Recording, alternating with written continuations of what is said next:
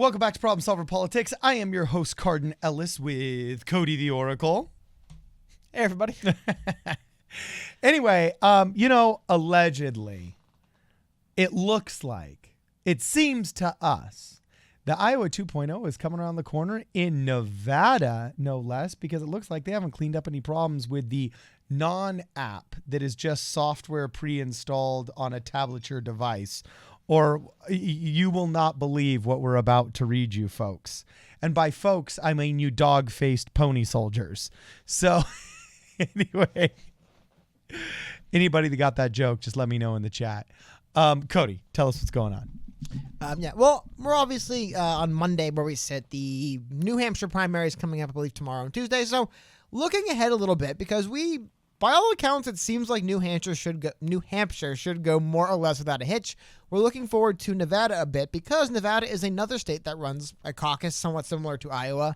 And the reporting as we get closer and closer makes it look like it's, in many ways, perhaps could be a repeat of Iowa. So first I want to show a local news report. However, a couple interesting tidbits came out on this. So we're going to run this clip for a few seconds here, and then we'll talk a little bit about what's going on perhaps in the state. You're saying I'm afraid. We got to fix this. Seth Morrison is a site leader and Democratic volunteer for the Nevada Caucus and says there's very little information about the new tool state party leaders plan to use on February 22nd. And they kept reinforcing that it is not an app, but it is a software product that is going to be on an iPad, which, it's a game of semantics. Visuals of the tool from Saturday's and then there we go. That's all we have to run from that, because we can explain the rest. There's some more details to the short. Obviously, it's not an app, Cody. It's software that's been pre-installed. Look at this. Before the caucus is called to order, there will be an icon on the home screen which you tap. What? An icon on that? Is that not exactly what an app is on an iPad? So it seems that this is how stupid they think we are. This is how stupid they think you are. Well, 1 second. They think that because they say, "Oh no, it's not an app," that you won't know it's not an app. Oh no, because apps fail, but this doesn't. It's pre-installed software where the apps are generally on an iPad. It's like when in California, when they tried to double our taxes and they said, "Oh, these aren't taxes, these are fees." No, fees are different than taxes. It's like, at some point, it's like, who's your boy in the WWE?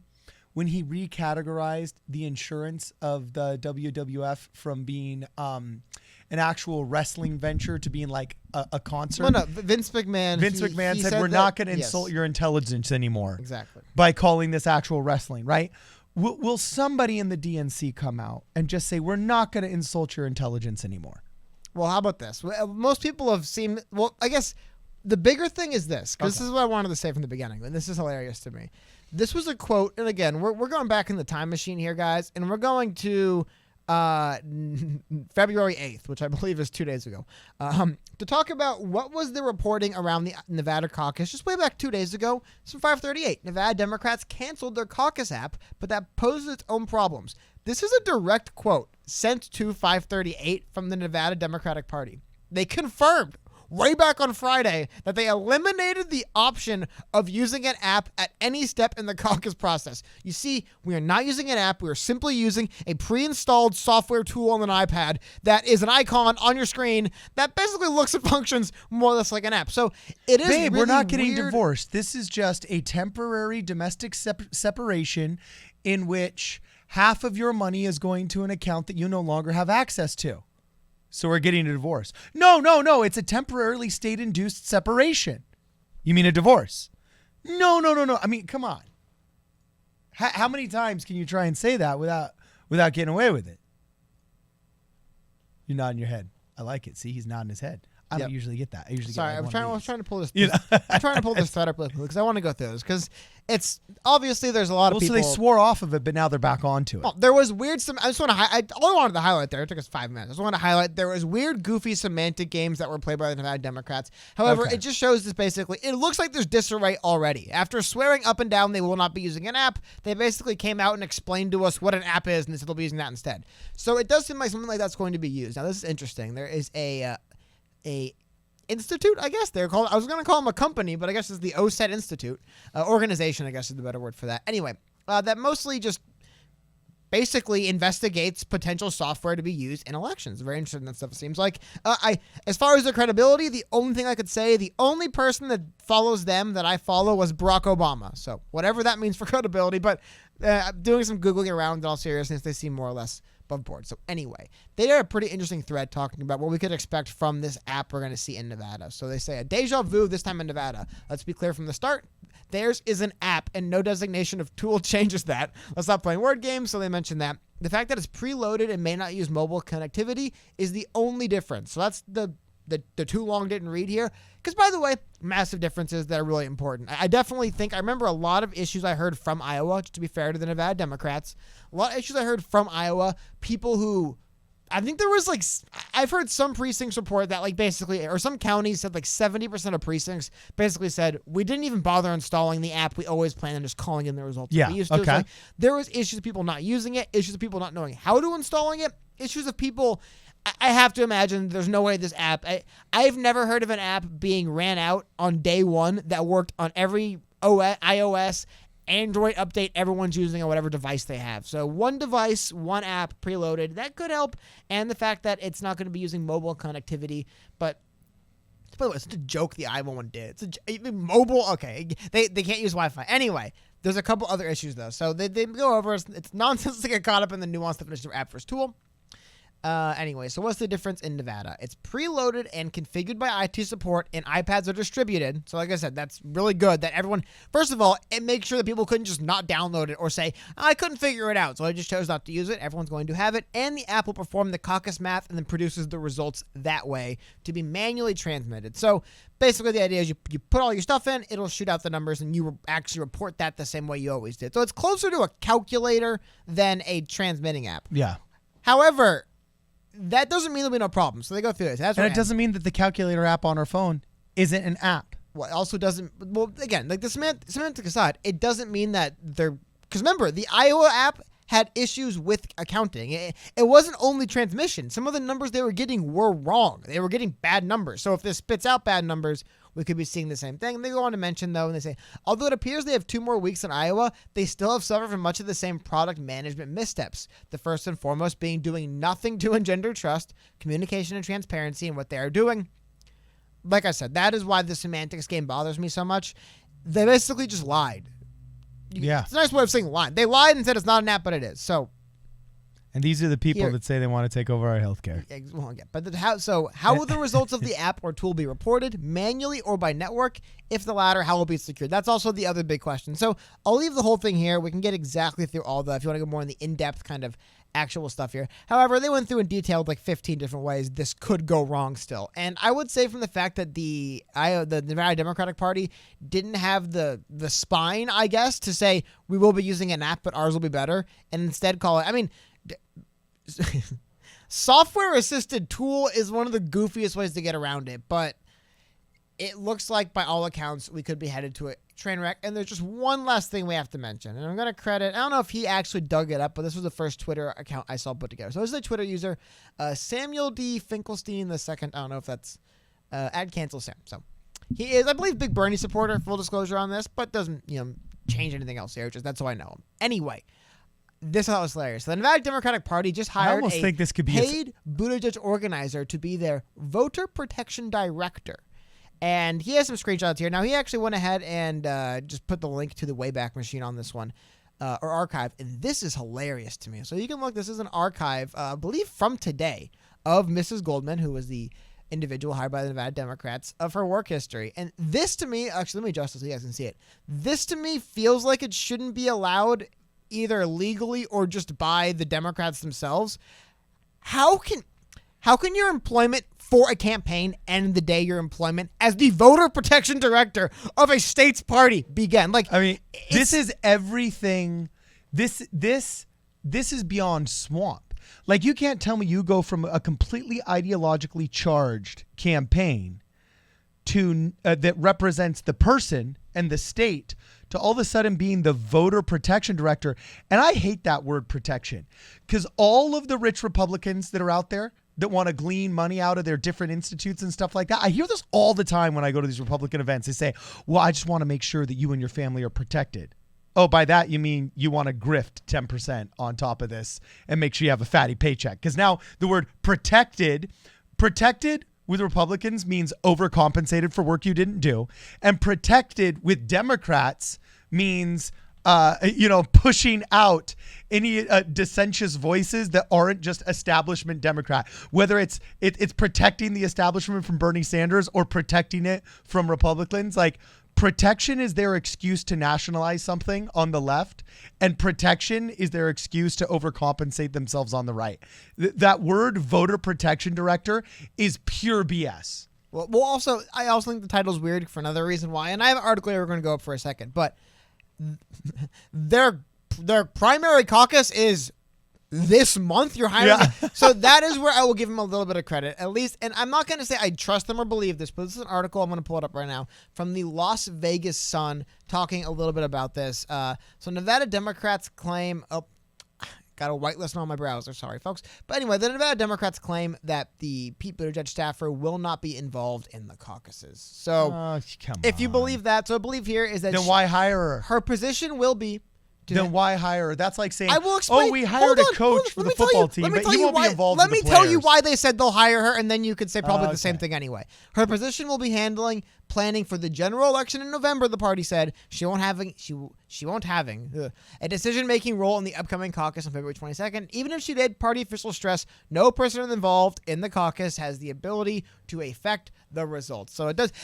At least they acknowledge it looks bad that you're hiring someone who used to work for a campaign. Now, they're saying it's for the general election in November. The party also employs those who have previously been part of presidential campaigns for Senator Kamala Harris of California, who dropped out, Bernie Sanders of Vermont, and Elizabeth Warren of Massachusetts. So keep that in mind. However, also keep in mind the fact that Pete Buttigieg had some very, very, very shady dealings in Iowa, I would say, by the end of the cycle. Just that was their word, to be fair to them. So I'm supposed to believe, Cody, that in Iowa, where Pete declared out of the chaos the night of, that he was victor instead of Bernie Sanders, even though supposedly Bernie Sanders got 6,000 more votes, as he claimed. But in the end, I think it's fair to say that since Pete Buttigieg got more delegates and it's a delegate game, that indeed he won.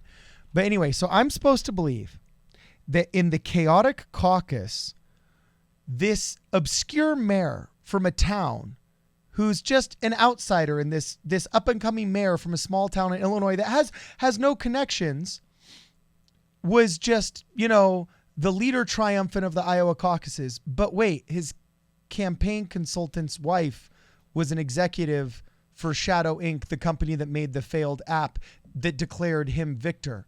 And then in the next major primaries where they caucus, that now he's sending ahead one of his campaign staff, one of the higher ups. We're not just talking some chump that knocks doors. Okay. We're talking a staff executive. Okay. A campaign consultant is now going ahead to protect the voters in Nevada, and hashtag Mayor Cheat ain't up to cheating again.